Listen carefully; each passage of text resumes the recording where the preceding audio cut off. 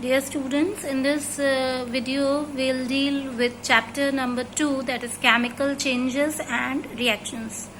In class 8 you have read that there are two types of changes, physical change and chemical change. Physical change is reversible and chemical change is also called as chemical reaction, which is generally irreversible and a new product is formed in that case. So it is basically dealing with chemical reactions. Number first, we must learn what is a chemical bond. Chemical bond is the force of attraction between the two atoms in a molecule, which hold the atoms together in a molecule. Two or more atoms in a molecule is called as chemical bond. This is the bond between oxygen atoms and this is the bond between nitrogen atoms. And during a chemical reaction, the existing bonds, they break due to some energy. It may be heat energy or it may be solvation energy, which is due to water. Due to some energy, these bonds between the atoms in a molecule break and they form new products, and new bonds are formed between the atoms to form the products. So the contents which are written on the left side of a reaction are called as reactants, and those which are written on the right hand side are called as products. And in chemical reactions, new products are always formed as a result of the change. Now, there are certain indications of the chemical changes or reactions that you have read in characteristics of chemical changes also. There are several indicators which indicate that the chemical reaction is taking place. Number first is color change. The change of the color in the compound indicates that a chemical reaction is taking place, which is permanent, which we cannot revert back. Suppose in this first reaction, you are seeing here copper nitrate, that is a blue colored salt. Generally salts of copper are blue in color. This will deal in practical chemistry, but generally salts of copper are blue in color, and this copper nitrate is blue in color, and if it undergoes decomposition, it will form a black colored compound, that is copper oxide. So here the change is taking place in color from blue to black, along with the evolution of nitrogen dioxide, which is a reddish brown gas.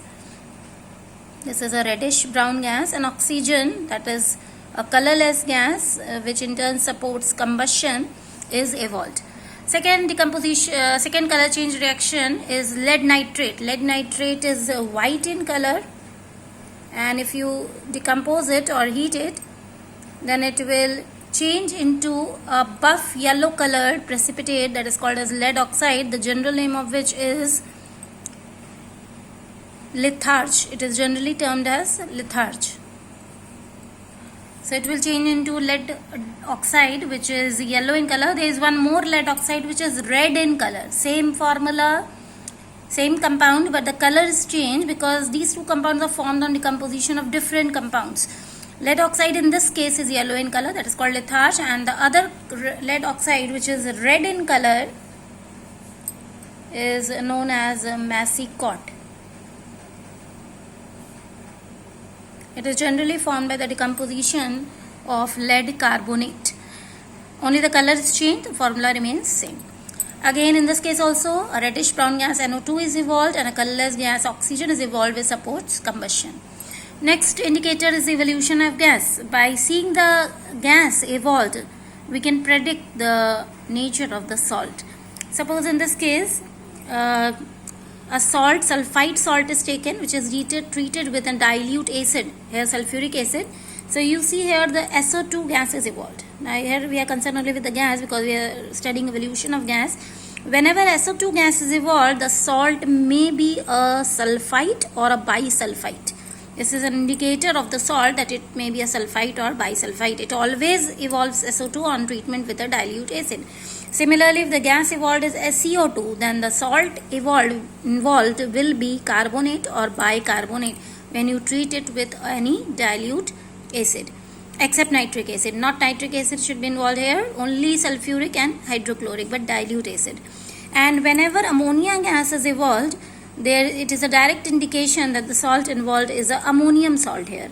Any ammonium salt will be involved in the reaction which causes the liberation of ammonia gas. So these are the reactions of indicating the salt involved in the reaction by seeing the gas evolved. Similarly, if the gas evolved is H2S, then the salt may be a sulfide. On treatment with a dilute acid, a sulfide salt always liberates H2S gas. This is also an indicator of the sulfide salt. Next indicator is formation of precipitate. Now in this case, precipitate, when you mix two salt solutions, the two salt solutions, suppose this is solution 1 and this is solution 2. If you mix two salt solutions in water, then they will form one insoluble component which is called as precipitate, shown by a downward arrow, and one will be the soluble component which remain in the solution, but these two should be in water. So here we are taking two examples. Lead nitrate and NaCl both are soluble in water. Lead nitrate is white in color, and if you dissolve it, you will get the reaction as and the products formed are lead chloride and sodium nitrate. Lead chloride is a white colored solid. Insoluble solid, on mixing two salt solutions, a precipitate of lead chloride, white lead chloride, will be obtained. And in second case, copper sulfate is also soluble in water, NaOH is also soluble in water, and when you get it, when they will react, they will form sodium sulfate, which remains soluble in water or solution, and this copper hydroxide is a pale blue precipitate is formed, which settles down at the bottom of the test tube or beaker, and the other salt will remain dissolved in the solution form. So this type of reaction takes place generally between the two salt solutions, that is aqueous solutions, which are soluble in water, and they will result in the formation of an insoluble part called precipitate, and the other one remain soluble in the solution. Next is evolution or absorption of heat. This is another indication of a chemical reaction. Suppose here nitrogen and hydrogen gas are reacting to evolve ammonia gas. Here the heat is although involved in the reaction, some heat is supplied to the reaction, but because this is a very highly exothermic reaction, the heat is evolved in this reaction, which is shown by plus delta. This delta sign is shown for heat, and wherever this is written, you designate as an exothermic reaction. This is an exothermic reaction. The reaction which accompanied evolution of heat is called exothermic reaction. Here nitrogen and oxygen gas react at 3000 degrees Celsius to give you nitrogen oxide or monoxide. But here I have written minus delta. Minus means it is consuming some heat. That is, temperature is there. Temperature is also here also. The temperature is 450 to 500 degrees Celsius.